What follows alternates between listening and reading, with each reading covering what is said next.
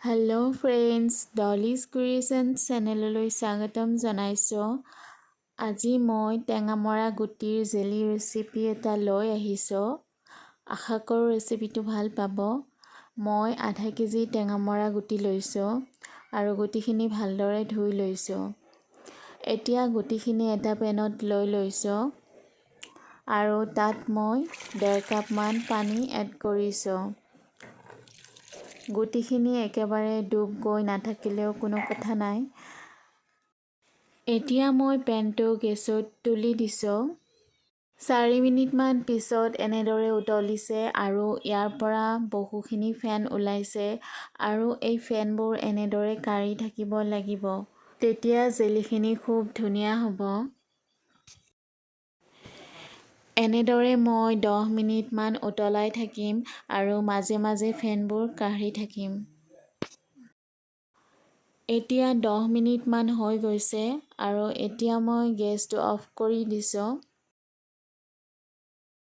ৰসখিনি ঠাণ্ডা হোৱাৰ পিছত ভিডিঅ'টোত দেখুওৱা ধৰণে এখন চেকনিৰে চেকি লৈছোঁ।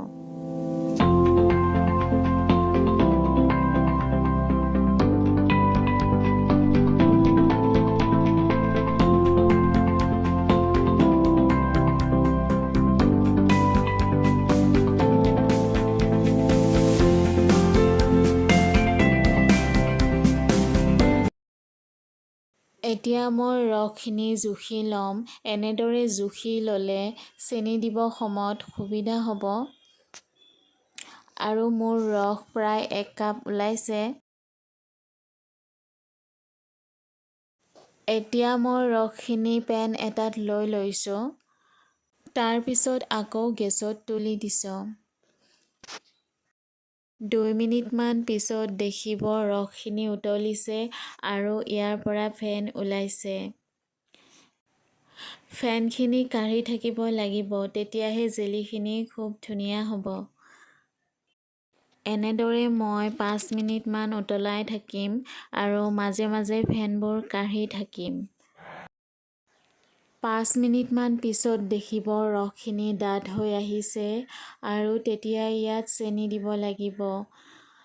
আচলতে যিমান ৰস ওলায় সিমানেই ইয়াত চেনি দিব লাগিব, কিন্তু মই 1 কাপতকৈ অলপ কম চেনি দিছোঁ। মিঠা কমকৈ খালে অলপ কমায়ো দিব পাৰে। এতিয়া মই ইয়াত এচিকুট নিমখ দিছোঁ। তাৰপিছত ধুনীয়াকৈ লৰাই দিছোঁ। এতিয়া গেছটো মিডিয়াম ফ্লেমত ৰাখি মই এইখিনি উতলাই থাকিম আৰু মাজে মাজে এইদৰে ফেনবোৰ কাঢ়ি থাকিম। 7-8 মিনিটমান পিছত দেখিব ৰসখিনি ডাঠ হৈ আহিছে। তাৰপিছত মই জুইৰ ফ্লেমটো একেবাৰে ল' কৰি থৈছোঁ আৰু হৈছেনে নাই এতিয়া এটা বাতিত পানী লৈ মই চেক কৰিম। ইয়াত 3-4 টোপালমান মই দি দিছোঁ আৰু যদি জেলিখিনি চাৰিওফালে বিয়পি নাযায় আৰু একেবাৰে তলত পৰি গৈছে, তেতিয়াই গম পাব জেলিখিনি একেবাৰে ৰেডি হৈ গৈছে। ৰসখিনি অলপ ঠাণ্ডা হোৱাৰ পিছত এটা কণ্টেইনাৰত মই ধুনীয়াকৈ ৰাখি দিছোঁ।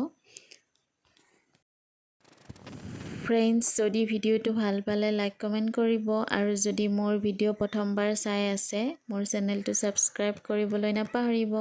ভিডিঅ'টো শেষলৈকে চোৱাৰ বাবে অশেষ ধন্যবাদ।